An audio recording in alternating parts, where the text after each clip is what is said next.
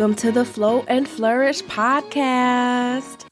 I am your fabulous host, Nicole Roan, aka your capacity coach, and I thank you in advance for being here. We are in the second week of December already, and today you will be hearing from not only myself, but the wonderful Danielle Washington. Now, she is a really good girlfriend that I met through the Purpose to Platform group, and today we're going to be talking all about self-care. And I chose her to be the first person that you guys heard other than me because of her take on wellness. She has created this community called the Wellness Revolution for Women of Color, and it is helping us to really understand and redefine wellness for ourselves. Before I jump into her bio, I wanted to just recap and make sure you understand why I'm doing a month-long series on self-care. The major and number one reason is because I truly believe that when we are able to flow effortlessly, we can flourish tremendously and show up in excellence in each and every area of our lives. With that, you have to be aware of where you are capacity-wise. And I truly believe and know firsthand because of my own personal experiences and my experiences with my coaching clients that so many of us are running around at max capacity. And when I say capacity, I mean how much room we have to manage all of the different competing priorities that we really manage on a day-to-day basis. So when you're at max capacity, you don't have any room to manage anything else outside of what's already on your plate. And chances are you may be experiencing some of the symptoms that come along with being at max capacity, such as chronic fatigue, overwhelm, inability to focus, frustrated, and feeling like something is just off. And so I have Danielle talking to us today to help us really get our capacity in check by practicing self-care. Let me go ahead and just read this phenomenal woman's bio so we can jump right into this week's episode. Danielle D. Washington is the founder of Rogue Experiences, a wellness travel company, and the host of the Hella Well with Danielle Podcast, where she teaches women of color how to strike balance between the lives they have and the lives they want. She approaches this through her transformational coaching method called Air Journey. She also includes self-care, travel excursions, Reiki, and other wellness modalities to help us get in balance in this area. Through her personal experiences and training, Danielle helps women to get to the root of their limiting beliefs and interrupt the patterns that no longer serve them so they can redefine their habits to be in alignment with a life they truly desire and not one where they are simply surviving. Her mantra is put your mask on first, which stands as a reminder that making yourself a priority is the ultimate act of self-love. Help me welcome Miss Danielle to the Flow and Flourish Podcast. Ma'am, welcome to the Flow and Flourish Podcast. Thank you for joining me today. I'm so hella happy to be here. Thank you for having me. Yay, Hella Well with Hella Danielle. Hello, Danielle. I know, right? Changing my name. Hello, Well with Hello, Danielle. I don't think I ever told you, but a while ago, there was a lady that I worked with and she was like, you look like a Danielle. I'm like, okay, well, what does a Danielle look like? She's like, I don't know, but I think I'm just going to change your name. I'm going to call you Nicole Danielle. Call me Nicole Danielle for the rest of the time that I worked there with her. You want to change my name? Honey, I'm going to change your name too. Oh my gosh. No, but I am so excited to have you here to talk about wellness and self-care. And I'm honored to share this space with you and talk a little bit more in depth because, with me being a capacity coach, I'm focusing a lot on the self-care piece because I feel like that's the root of really being able to create space and room to be your authentic self and to show up in excellence in every single area of your life. So I wanted to, of course, pick your brain and let you talk to us a little bit about how you ended up in this wellness space and why you created the wellness revolution for women of color. And then we'll go from there. Yeah, no, first of all, the feeling is mutual. I hella love you and everything you do. This capacity calculator that you're working on and doing is bomb. And the work you're doing is just needed. So we need you. We need you in the revolution. So we're grateful for you and this friendship. It's funny. How did I start Hello with Danielle? Which is, I'm going to backtrack my story to kind of get to where I am and how I got to the point where I'm living my life that I truly desire, that's in alignment with my highest power. Because it wasn't always that way. You know, I have a company called Broke Experiences where I take women of color who were busy and overworked on travel experiences to help them get a moment to breathe and get away from everything. And I love that. And, I also have the podcast. And I love seeing my clients when they are coming back from these trips and really transforming their lives and living their best life. But the moment I'm proudest of, and this moment that got me here, is when I ghosted the entire world and went to Bali. Girl, I said bye. I turned off my phone. I got off email. I closed my business. What? Without even telling anyone either. Come on. We out. We literally out. Got off social media. You did the Dave Chappelle? You shut it down? Oh, yeah. Was Dave Chappelle, which is funny. I don't know. I'm going to say it. So side note on Dave Chappelle, like I love Dave Chappelle. I remember seeing him in Oakland. I'm from California and he was there. I'm like, oh my God, I love you. You're so amazing. You're so amazing. I'm like, I love you. I love you. And I was talking to my friend after he walked away. I'm like, oh my God, I must sound a little stalkerish. She's like, just a little bit. That's my Dave Chappelle moment. At least you owned your truth. It's cool. Yeah, I was like, if you trust me, I love Dave Chappelle. If you're watching, if you're listening to Dave Chappelle, just give me one ticket. I've tried for years. I've tried. But yes, I ghosted the world like Dave Chappelle and went to Bali. Okay. And, it was 2018, around the end of 2018, I now was experiencing the sixth death of a loved one in 1 year. And the sixth death was my cousin. And Nicole, that was hard. But she was my everything. She was my mother, my sister, my therapist, my interventionist. She was the person I went to for everything in life. And now she was gone. She'd been struggling from cancer and slowly dying. And I was caregiving for her. And I was left alone. And it was interesting because I was raised to serve. I was raised that, you're just meant to serve.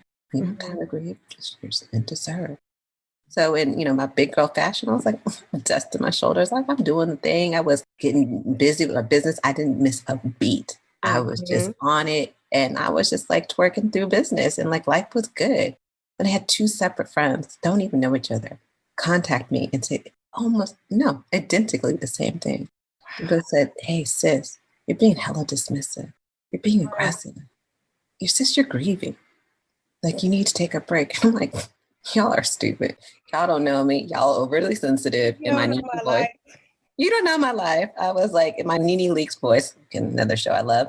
I was like, girl, bye. I ain't got time for you. I was like, I don't have time I don't have the luxury to take time to quit and, stop it. And, I don't have time to be thinking about all these things. Like, I'm the strong friend. I'm good. I'm good. I'm the one y'all come to when you need something. So I am good. Like, I just didn't, I don't have time to breathe. That wasn't where I was. And then my third friend, who was like my really, really good friend, came to me and he was nervous. And girl, he's never nervous. I was just like, did he break up with his wife? Like, what's up? What's going on? I'm like, he knew how you were going to react. That's why he was scared, girl. Yeah, I was like, because I hadn't told him about the other two. Okay. And he literally said the same thing as the other two people. And again, all men of them know each other. He's like, sis, you're being dismissive. You're being aggressive. You're grieving. You need to go somewhere. And at that point, I was like, alrighty, this is the third time's a charm. And I had to realize I had two choices. I can either let the plane crash and see what happens, or I can take care of myself and, put my self-care first. And this wasn't the first time I've been here, Nicole. Like I had, smiled in everyone's face, said I was good, and I was struggling and crying inside. I put myself on the back burner, all these different things. I, had been in a situation where I tried to commit suicide and I was like, yay, close to dying. So I had seen what it looks like for the plane to almost crash. And I knew at this point, like, I never want to go back to there. So I had to put myself first. And so And the travel niece side that I am, I decided to book a trip to Bali. Mm-hmm. And, you know, I was going to Yanela fix my life in 3 days. Girl, I had a plan. I was like, Virgo, type A, at 3 days, it's all I need to self-care myself. I'm going to give me 3 days to get this right, period. And actually, it was 3 days. 2.5 days because I was going to go to this other beach. So it was like 2.5 days. You got this, go. You got your Becoming from Michelle Obama book. Check. You have your journal. Check. You have this amazing view in front of you in the middle of nowhere. Check. You are good. And it did not go any which way I thought it would. But through that, and through that journey and through that experience, I was able to come up with what I now call the air journey, which is awakening to your thoughts and the roots of your thoughts and your limiting beliefs. A lot of times we get to the surface parts and we don't dig far enough. Yeah. And interrupting your patterns that no longer serve you. So you can start redefining your life on your terms, redefining what wellness is, redefining what success is, redefining what failure is, redefining your joy.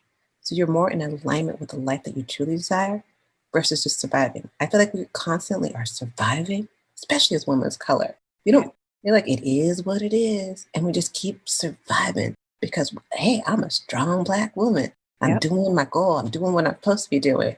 So that's what really helped me get to where I am today to create this wellness revolution, because this has been in my head since I was a kid. Really? And I didn't really want to accept it. It was part of my limiting beliefs. I didn't want to accept that this was the vision I had as a kid. As a kid, I knew I was meant to fight an injustice. I knew there was something I was meant to fight.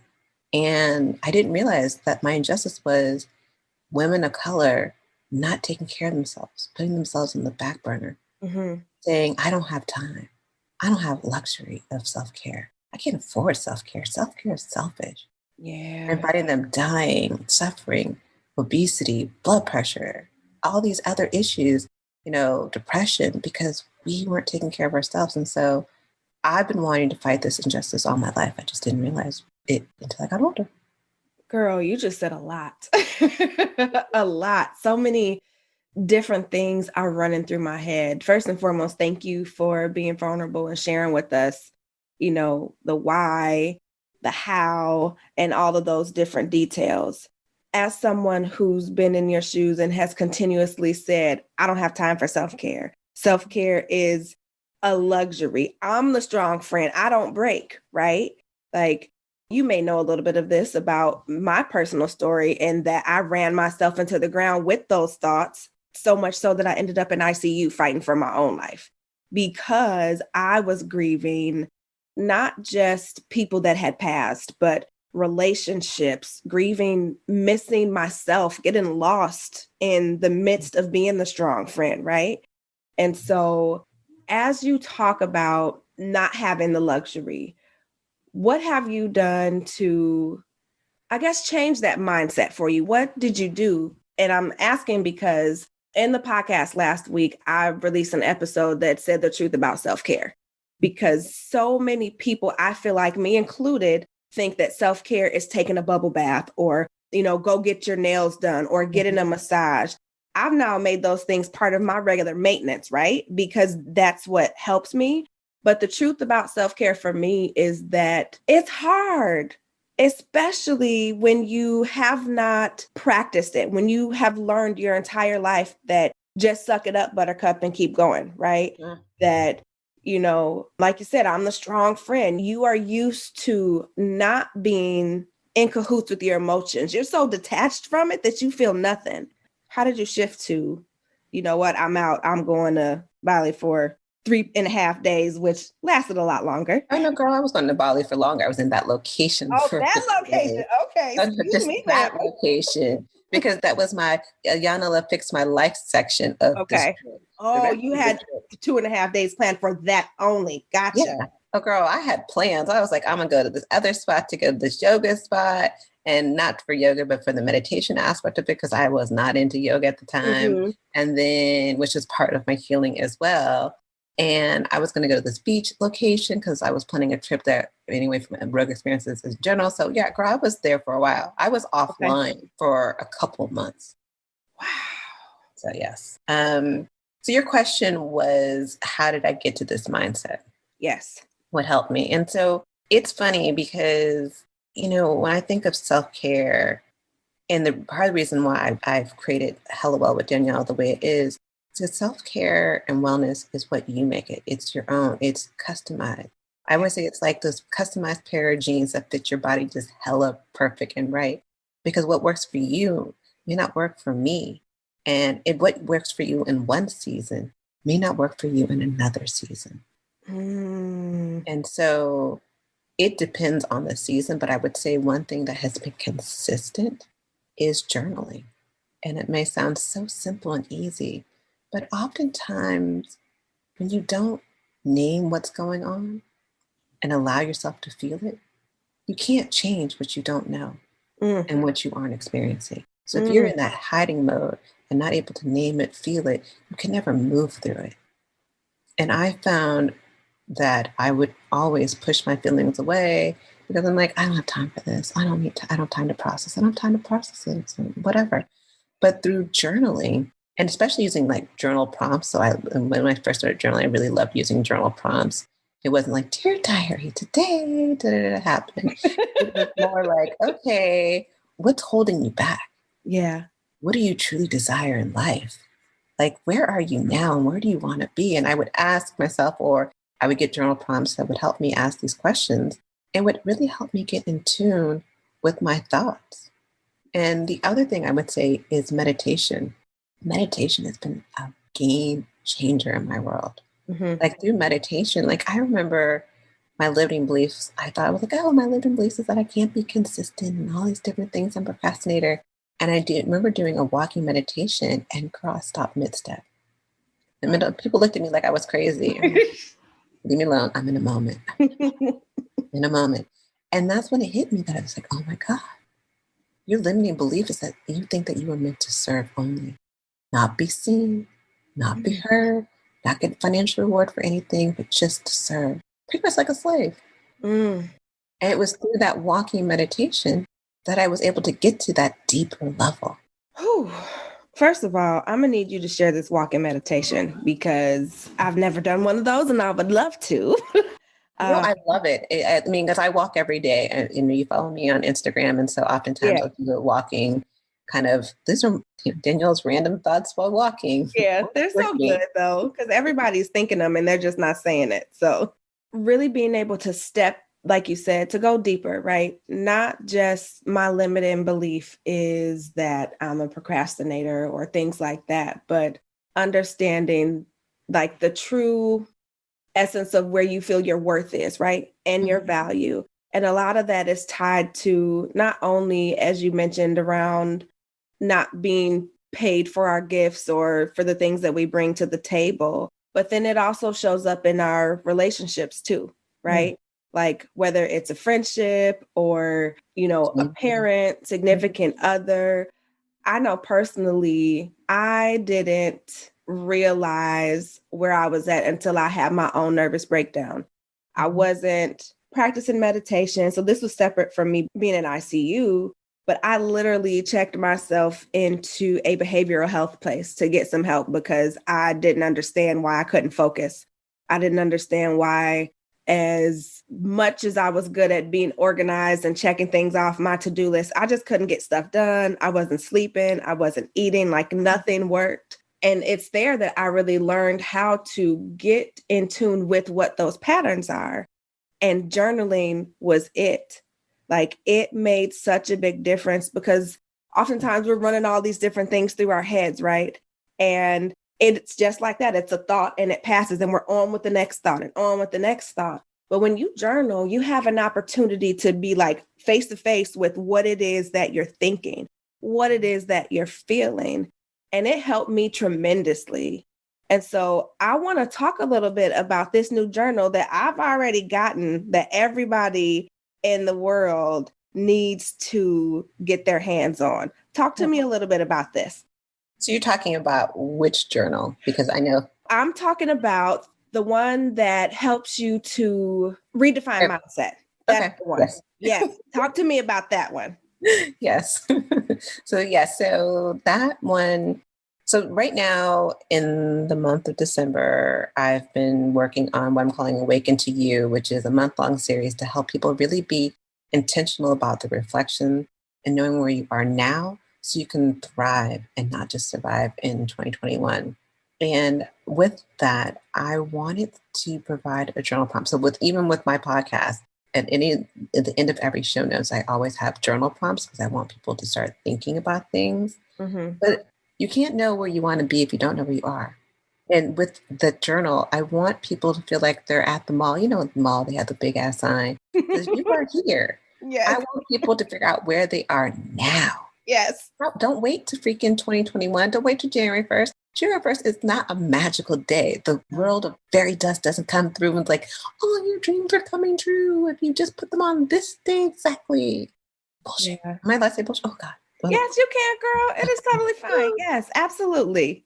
Okay. So that's bullshit. So I want people to focus now. Take the month of December because you're already in that mindset of like, oh my God, what did I do? What did I not do? Did I accomplish my goals? And especially this year. So many of us, whether we realize it or not, are grieving 2020. We're grieving the life that we thought we were going to have this year. Yes. You're grieving potentially a loss of a job, a loss of finances, a loss of connection with friends and family, a loss of traditions. Thanksgiving and Christmas is not probably the same as it normally is. Look, I'm grieving going to concerts. That's a real thing. Yeah. I'm struggling. I love being outside. I love the music and being in Chicago. Summer is when we get to be outside more. Otherwise it's real cold, you know? I'm grieving concerts. Chicago. But yeah, so many of us are grieving things and whether we realize that there's a loss, but I want people to be intentional about that. And that's why I created this journal that, for 21 days, because it takes 21 days to make, habit into a routine. And so it gives you 21 days of prompts to really set you up to thrive and not just survive in 2021. But in addition, I'll be the first one to admit, girl, I have a hella serious problem with what I call my inner mean girl. Mm-hmm. And what that is my negative self-talk, because I will sit there and I called myself a fat ass the other day. My friend's like, did you call yourself a fat ass? I'm like, yeah. Have you named your inner mean girl? No, she don't need a name. She's just the inner mean girl. I'm just saying, it's funny because my sister and I were saying the same thing. And I actually named my inner mean girl Regina from Mean Girls because I feel like if I know who she is, then I can be like, hey, have a seat, Regina. I'm going to need you to take a seat, right? Because same thing, the negative thoughts that are coming in that end up coming out of my mouth, right? Some days I'm like, gosh, I'm so stupid. And my sister will say, can you tell Regina to go somewhere, to go take a nap? And so that's why I asked about it if you named her. It's so funny. Mean Girls was that movie though, right? Changed everybody's lives. Everyone knows it. But the thing is, we all have it. And so I didn't want to name her because I don't want her in my life. I really want her gone. So if I name her, I'm giving her space to say that, oh, you can stay here longer. Oh. So she ain't going to get a name. She's going to be the inner mean girl. And what I created in addition to the journal, 21 days of journal, I created a worksheet which is going to help you check your inner mean girl. Because she needs to be checked. She does. She needs to be checked and checked often. And so that's why she ain't getting no name, because she ain't even worthy of a name. And that's me checking her right there. Because she's not. You just snatch my edges, girl. I don't snatch it. Regina gonna have to go back to no name after today. Yes, no name. Because she don't need to be there. You are worthy of so much. And you know this, so I don't even have to go there. I know. But it's still true, even for people like us who are coaches and pouring into the world and wanting to help everybody. Similar to you, I think I fought my calling for a long time. I think with me growing up broke and having a family that was severely impacted by the crack epidemic, and I'm going to leave that right there. It was a struggle. And so I tended to gravitate towards people who were also like misfits or struggling and such, and wanting to make them feel better, make them feel seen, make them feel heard, right?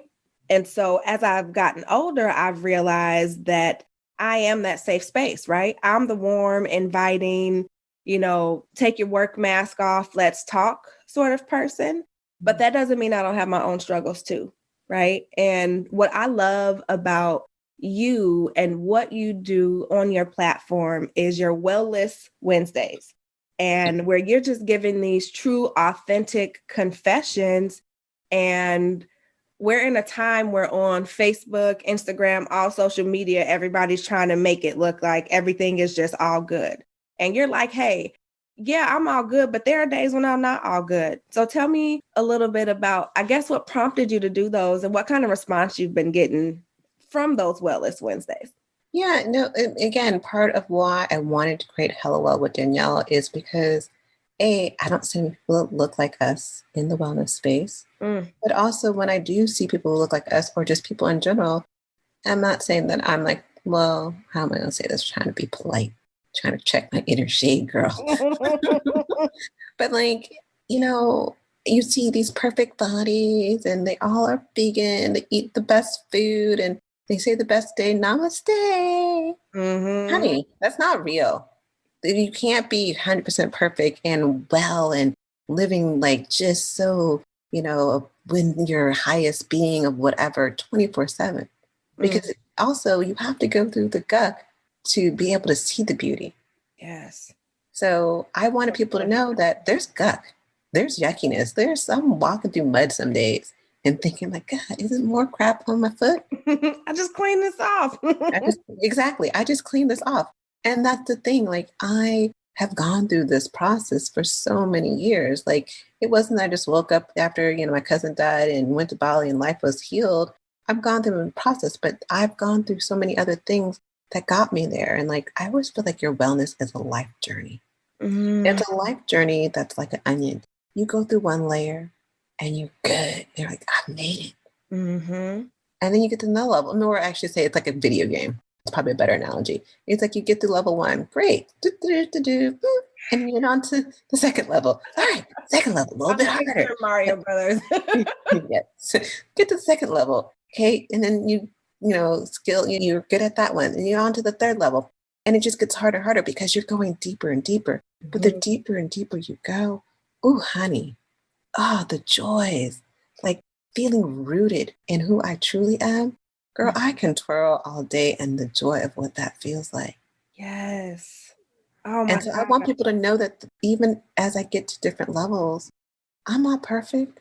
We are all not perfect. And I want people to know that there's a safe space to unpack and know that you're okay and know that you don't have to, like, you're not a failure if, oh my God, I was doing this morning routine and I fell off. Just pick it back up. Come on, check you, boo. Right. Come on, Jatia. Sounding like Miss Jatia. Who gonna check you, boo? Check you, boo. So it's those things. So the less confessions are my own confessions or confessions I find online of us. We're all trying to do better. None of us are saying, I want to have a horrible life. We all want better. We all want to live the life we truly desire. But sometimes, we run through bumps and hiccups along the way, but it's okay. And so I use those to show that there's bumps and hiccups on the way. And here's how to get past them because we're all human. And that's good. I think one of the things you said that stood out to me is that this is a journey, right? And I also mentioned that in my last podcast that, self-care is not a one-time deal. It absolutely, it's a lifestyle. And there are these different layers. To your point, once you get through level 1, there's some other sort of boss or somebody at the end that you have to battle. And really learning how to navigate through each and every one of those is essential to creating these self-care routines, patterns, and overall lifestyle, right? Yeah. And so I want to know, what do you incorporate in your morning routines? Would you mind sharing with us? So every morning when I wake up, I say 3 things I'm grateful for. And I grab my bottle of water, this beautiful bottle, copper bottle, water supposed to be healing water. I'm not sure if it is or not, but I'm going with the thought process. Hey, if it's healing to you, it's healing. That's all that matters. That's what I paid for. So I grab my water to start my hydration because I know that's something that I need to work on. So I hydrate and I say a little blessing like, this is energizing my body and I'm grateful for this energy and it's giving me life. So this is after I've done my 3 gratitude moments. And the gratitude moments, my eyes are like halfway open and probably not. I'm still struggling in the bed. Wearing my favorite little beanbag, which you saw. Get me one of those so we don't have It's to so talk nice. about that. I'm telling you, I'll send you the link. It's the Yogi Bow, but it's bomb. Ooh. Boom. But yeah, so I wake up in the morning, things of gratitude. I give myself water and kind of do it like a blessing with the water that it's energizing my body. It's kind of my way of saying, okay, it's time to get up. Mm-hmm. And from there, I will either meditate. So right now I've been meditating every morning at 5 a.m. And my meditation could be different. It could be a guided meditation. Like I love a couple different apps that I listen to, like 10% Happier, or it could be I'll listen to music on Spotify, or it's just me and my thoughts.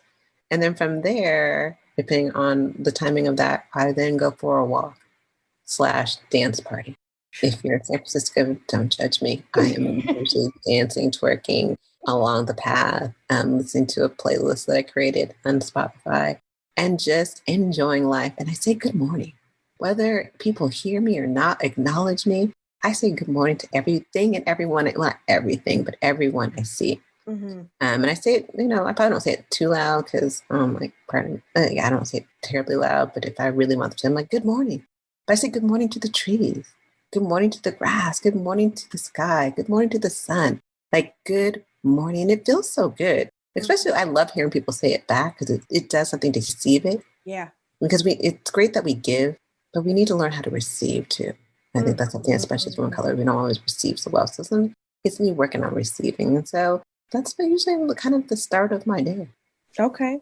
That's good. I like that. So it's the 3 gratitudes, the hydrating and blessing, the water and taking it, giving you that energy, and then going on your walk / dance party and saying good morning. Yeah. That's real good. The other thing I would add in that's been new is there's this guy named Lundrell who is bomb. He's a great self-care meditation that he does that's on Spotify. It's like 5 or 6 or 7 actually meditations, but he has a bunch of them, and he also has his own app. Mm-hmm. But he has this one song or meditation, I don't know what it is exactly, called Gratitude. Mm. And I listen to that. That's one of the first things I listen to in the morning when I'm trying to get dressed to get ready to go for my walk. And I love listening to, he talks about, someone didn't wake up today and I'm grateful for to be alive. And he talks about, gratitude is the attitude. It feeds the soul. And so that's kind of something that I recently have just incorporated into my morning. I need to incorporate food. But yeah, it's work in progress. Work in progress. One thing at a time, right? One thing at a time. I know for me, I do something similar. I'm getting up and sometimes I'm slipping out of my bed from underneath my son, who gets in my bed in the middle of the night. And I'm so tired that I don't realize that he's there until I go to get up. And because sometimes when I move, he wakes up, I'm like literally trying to, I don't even know what to call it. Just do the worm out the bed, I guess. I'm showing my age. The worm. Anyway. What's that? I've never heard of that before. I'm a millennial. Cut it out. And once I'm out of the bed, I too am drinking some water, right? Because we've gone however amount of time it was that we were asleep with no water. And I'm either meditating or praying or saying affirmations.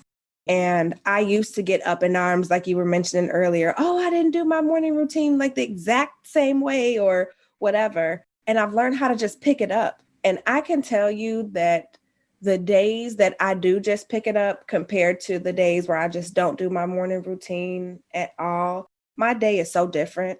It literally, it makes such a world of difference. I'm more patient.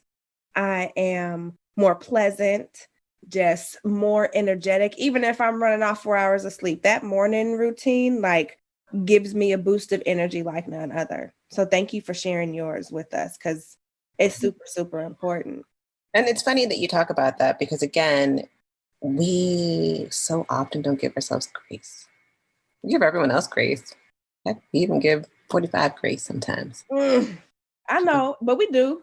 We do. And so we give everyone else grace but ourselves. And so if anything, especially with these routines, giving yourself grace. And that's why part of the Redefine Mindset, I also included this month of December, where if you get that journal, you'll also get my morning and evening routines ebooks, because I think it's just as important to have routines in the evening as it is in the morning.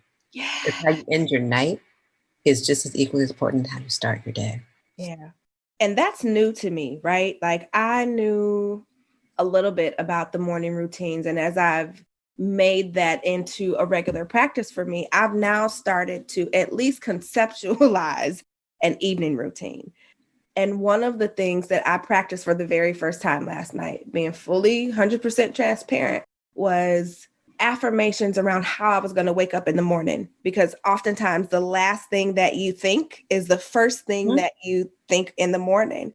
And I can't tell you how many times before I went to bed, I would say, I'm going to be so tired tomorrow. I have this, and this to do. Oh my gosh, I know I'm not going to want to get out of bed. Like, I'm feeding myself that. You're manifesting some crappy ass days. Yeah, exactly. And so last night I was like, you know what? I'm going to wake up super energized. I'm going to feel really good. Like all of these things that I was literally trying to talk myself into. But this morning I felt it. Like I got up before my alarm went off.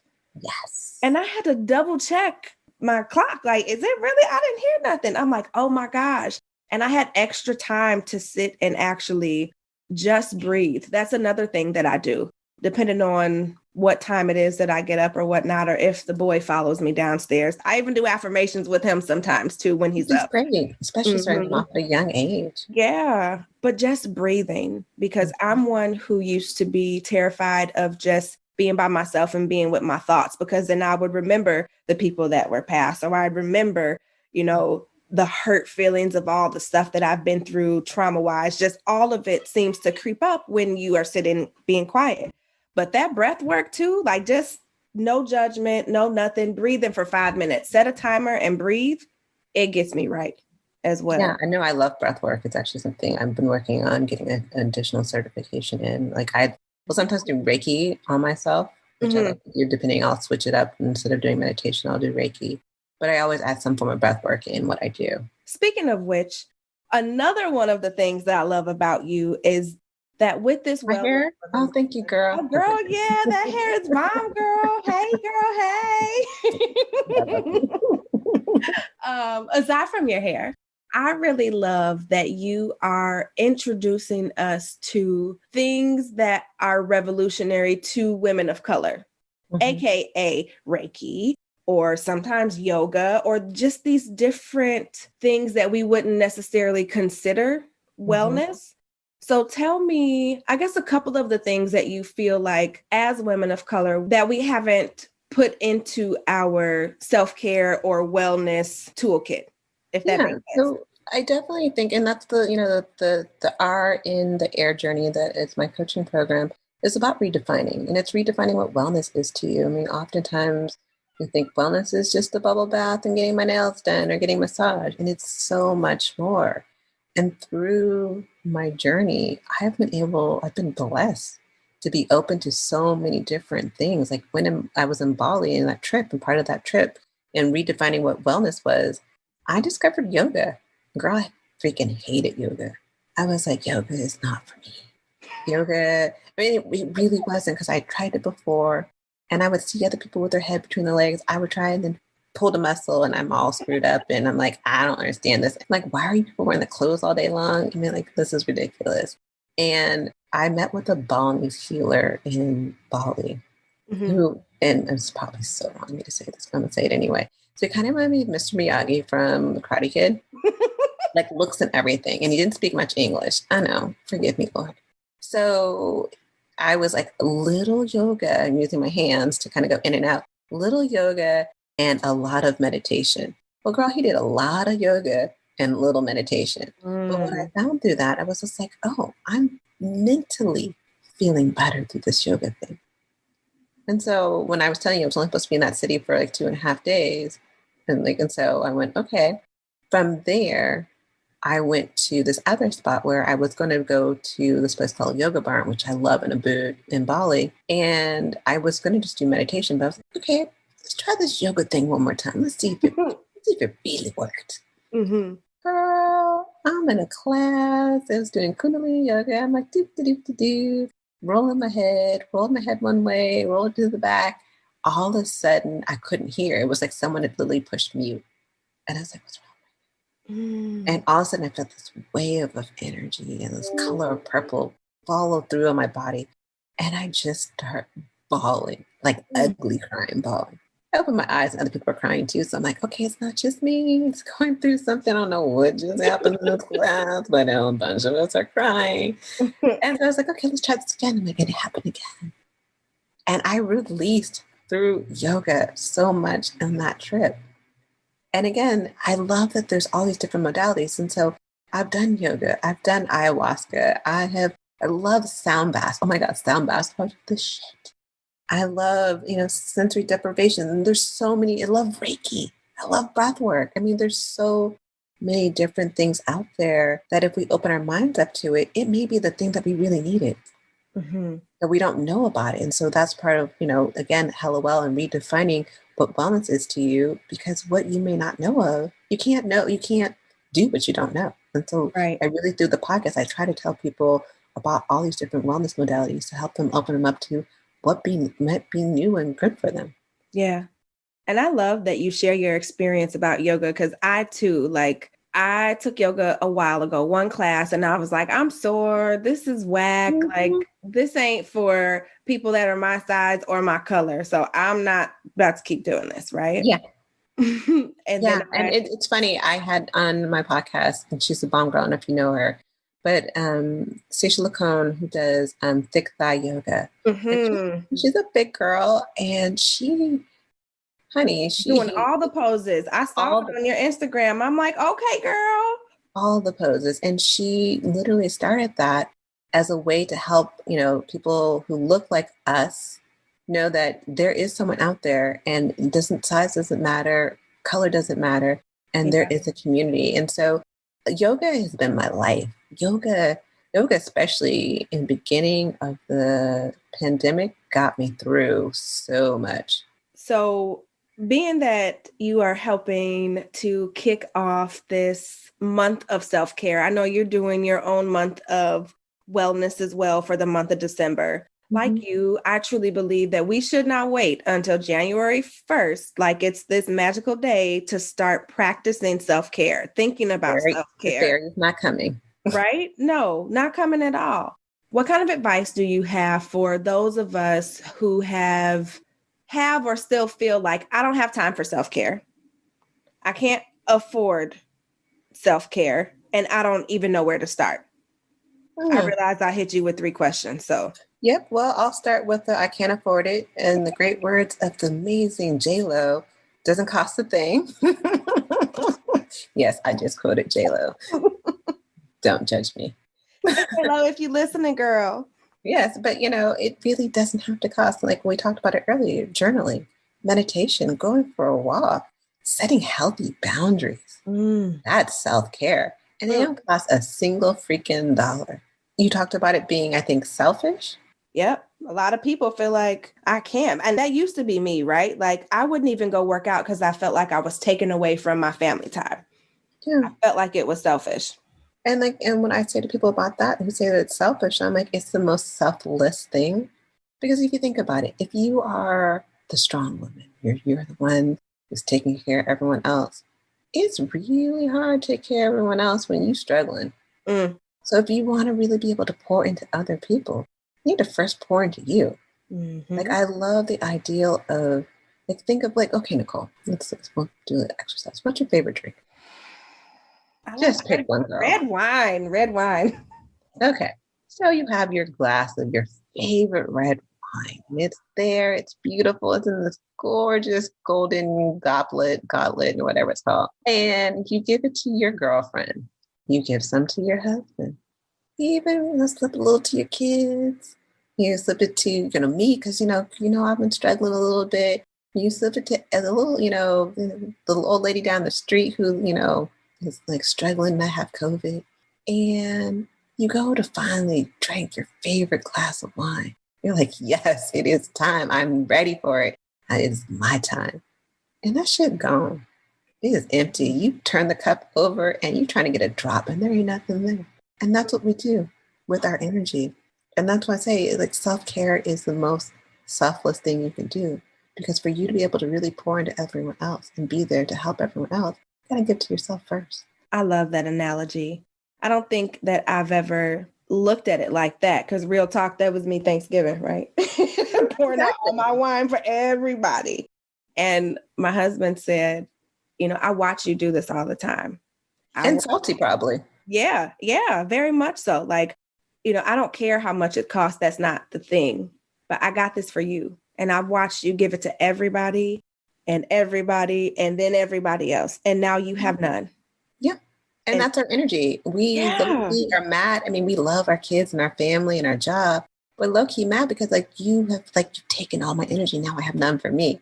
And we sit in, the middle of the night, and those are the thoughts that we have. It's like, you're resentful of people taking our time, our energy, and not having me time. But we allow that. Yep. Like, I love to ask my clients, like, if you had to write a priority list of all the top priorities in your life, would you make the list? And if you made the list, how high would you be on that list? Because again, you can't pour into others if you aren't taking the time for you. And you saying that I don't have time for it is you saying, I don't matter. Yes. I don't matter. I'm not worthy. And you are. Oh, we are so, so worthy of all that we desire in life. But we have this narrative that we've allowed ourselves to believe that maybe someone even told us. And we're living on this lie. And that's why the wellness revolution is about getting rid of these lies and fighting for the truth. And the truth is that we are worthy of self-care, and we're worthy of love, and we're worthy of that glass of wine. Yeah, that too, right? Yeah. Like that level of worthiness and understanding. And it's really having a conversation with yourself and getting on the same page with yourself.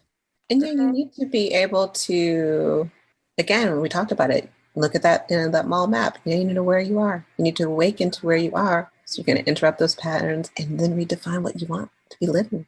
Yeah. Knowing where you are is central, right? Mm-hmm. And you can't, like you said, you can't really know where you are if you aren't taking inventory, which is why I love your journal on giving you those journal prompts and helping you really, I think I mentioned to you, put everything in one space, right? Because your girl got like notebooks and other little journals and all of these different things in a bunch of different places. But your journal really helps to put everything together so that you are keeping track of not only, your thoughts and your feelings, but your wins when it comes to self-care, right? Like the things that you're putting into place. And I think it's amazing. So thank you for creating that very, very much. Thank you for buying it. I love you for it. You're welcome. Before we head out, do you want to talk a little bit about your book too? Because you just sprung a book on us, girl, like surprise. So let's talk about that, Miss Danielle. So yes, so the funny thing is, and I'm going to give you a confession, girl, I had the book all year long. I wrote it. I know this is my own limiting situation. So I had the book that I wrote, and I've always wanted to write a book. And let me help you out. This is the first of many. I already know this. I have had several books in my heart and stories I want to tell, but through that trip to Bali and taking a self-care trip, which I've done several, I'm notorious for taking a self-care trip. It's funny, last year I was saying to myself, I'm like, oh my God, you went nowhere. You only went to 12 countries. And I looked down and I'm like, only? I was like, really? Just get to one. Just one. Jill said it was one with a magic number. Let me just get to one. And I haven't got to one yet.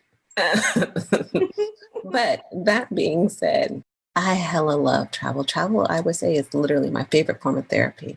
Through travel, I feel like when you're traveling, you are away from the noise in your life and the chaos. And it gives you a time to really unplug and start reflecting. So I think it's one of the best times to actually really work on yourself and be intentional. But also when you're on trips, you are different sometimes. And so being able to incorporate those differences that you really love and bring them back home. And so I wrote a self-care guided journal, which is more than just a journal. This one actually gives you information about like working on the mindset of planning a trip, help you get with tips planning a trip. It also talks about budgeting because I'm not one about going to credit card debt to be traveling. Right. So I give my tips on how to travel like a baller on a budget. And also I'm not the hostel girl, so you will not be seeing me in that. So I do travel pretty nicely, but I found ways to afford to travel without traveling like with a backpack. Well, I do have a backpack, but not that kind of backpack. I get you. Yeah. You're not hitchhiking to where you need to go. I ain't hitchhiking. I'm not staying in a hostel. I mean, no, we're great for some people. They're not my world. But so I created this book called Travel is My Therapy, which goes through the 5 stages of travel, but it also helps you, bring back what you love about those trips and be intentional incorporating those ideals and those mindsets and reflections into your life, because sometimes we go on these trips and then we go back to the way we were living without making any changes. Mm-hmm. And, I want to see us thrive. Yeah. I'm all about team thrive as well, because like you said, we're literally so focused on trying to survive that we forget that we're not supposed to be here to do that. We're supposed to thrive. And one of the ways in which we can is by practicing self-care. Mm-hmm. It does not cost a lot of money, but it can cost you yourself if you don't. It can cost you yourself. It can cost you your relationships. It can cost you your job. It can cost you everything that you love. And we out here acting like, my well-being doesn't matter. And it's like, our well-being is at war. Yep. Like literally, and there's no shade in that. And there's no other way to cut it. Our well-being is at war. And a lot of us are saying we don't have time for it. Self-care is not a luxury, especially for women of color. It is now. There is no more later. It's a necessity. Yeah. It has to be part of our everyday life. It's not just like I said, a one and done. It is a lifestyle. It is a journey, and you have to give yourself grace, but you have to start putting self-care on your to-do and priority list at the top of the list, because most of us do not, just as women alone, right? We're literally running around taking care of everybody because that's how we're wired. But then when you add to that, women of color, that's a whole different category. And no shade to anybody else that is not a woman of color, but it is a lot different when you are a woman of color. And that's okay. And just really being able to speak up and admit that is half the battle, and then doing something about it. So I'm so thankful that you have this revolution, this wellness revolution for women of color. And again, I'm so honored that you have been on this show. Before I let you go for real, I'm going to ask you a couple of questions that I ask each and every one of my guests. Oh, I didn't like, I didn't sign the contract. I know you did not, but you know what? The way Chicago style set up anyway. Exactly. They're not hard though. They're really good. And I think you're going to like them. Number one. Do I win something? Do I win a free trip somewhere? Because again, I want that one country. I wish, girl, can we go to a concert in another country somewhere? Oh, I love concerts. One of the best concerts I went to was in Italy. Girl, I went to this concert. It was this thing called the Umbria Jazz Festival, one of my favorite trips. And I went to see this Italian singer named Georgia, who I hella love. Mm-hmm. And I'm in like close front row seats almost. And people look at me like the only American, only Black person there. She starts singing, I know all the words. They're like, how does she know all the words? I'm like, I don't know. They gave you that. Yeah, don't slip on me. They don't know how cultured you are. Tell everybody the languages you speak right quick. You're funny. I'm for real, because it's so important. Like, you are so dope. When I said that I wanted you on here because of how dynamic you are, I meant every word of that. Well, I appreciate you. So my second language is Italian. My friends know. She switches into Italian. Cut her off. She gone. I used to speak a little bit of Japanese, but that's pretty much gone. I know a couple words to get me by. Like, I was in Japan last year and I was hella lost. I was like, okay, Japanese, let's kick in whatever you can remember. Any minute now. I'm waiting. Because there was no signs whatsoever in English where I was. So I was outside of kind of the city center in Tokyo. I speak Spanish and I speak French. I used to speak a little bit of Greek, but that's kind of it's gone. So yeah, that's where I am. I just want to be like you when I grow up. I want you to know that. I want to be you. I want to be down. Oh my gosh. Okay. So if you could go back in time and give the 17-year-old version of you one piece of advice and one piece of advice only, what would it be and why? Okay. 17. I was so messed up, girl. I think back to her and she had the walls up. She was toughened because she had gone through so much and she had so little self-respect for herself. I would let her know that she was worthy, because she was out here thinking she needed to sleep with people just to have them like her, to be seen. She was being friends with people who she didn't even like, because people said, "You need to be friends with Black people." So, okay, you're friends with these people who are really not really nice people. Listen, no, Black people aren't nice, but and she just didn't do anything that she wanted to do. And I would let her know she was worthy. She's worthy of the life that she desires. And she is seen. I see you and I love you. That's so powerful. And I picked 17 because I know where I was when I was 17, and I was a hot mess. I was on the path to being an achievement and like school junkie, for lack of better words. All of my confidence and everything was in school. So I'd graduated high school early, a whole year, was on my way to college, just knew I was getting ready to become a music therapist because I loved music so much. And I've always had this helping and healing spirit, right? Mm-hmm. But I know that was like a crossroad for me. And I feel like 17 is just, it's on the cusp of being able to, I don't want to say go left or right, but yeah, it's where you think you're grown, but you have no idea, right? Yeah. And so I love that you would go back and tell her, I see you, I love you, I hear you, know your worth. Yeah. Well, it's funny because we talked about it earlier, and everyone looking outside of what I am thought I was doing great. Girl, I was playing on competitive soccer league, was traveling the world. I know I quit track by then because I was like, I was good. We broke a school record with the track team, but like I was playing soccer every single day. I had, relationships, whatever. I was doing great in school because I had already discovered by that point. I had aha moment of how to get out of my parents' house. So everyone else looking in thought I was good. I was a strong friend. I was a friend people came to for everything, but I was so miserable. So miserable and afraid to speak out because I didn't know how. Because again, I was meant to serve. I was meant not to be seen. Thank God we're shattering that, changing that whole mindset. Okay. So since we are on the Flow and Flourish podcast, tell me how you flow and flourish on a daily basis. How you stay in flow? I dance. Yes. Dance music. I always tell people music is my first love. Dancing to my mistress. I love dancing. So I dance like tango, rueda, salsa, Afro-Cuban salsa. I also do Brazilian belly dancing, and I'm sure I'm missing some, but I love dancing. Girl. Like I love dancing. And it is, so I'll do dance breaks.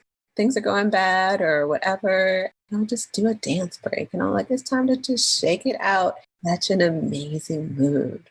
I love moving my body. I love music and I love movement.